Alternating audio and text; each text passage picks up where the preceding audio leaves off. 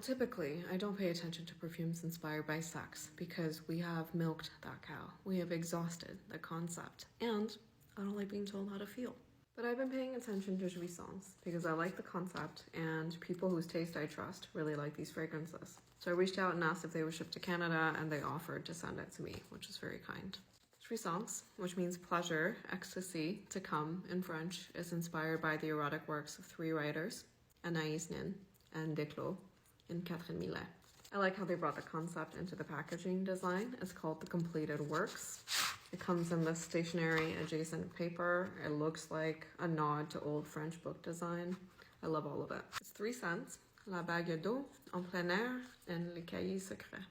As a whole, I find this collection to be very classically beautiful. They are traditional fragrance genres that conceal a bit of a dirty side. It's subtle. It's like a flash of a harness or a whisper of a word that you weren't quite sure you heard. And they're all dirty in their own way.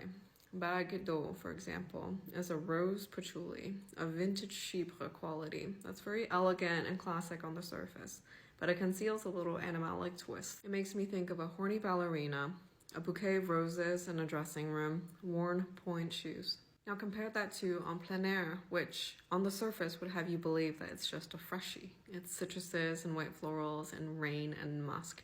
You would think very easy to wear, very clean. But if you pay attention to it, it also smells like dirty rags or day-old crotch. In that way, the grapefruit has a sulfuric quality about it.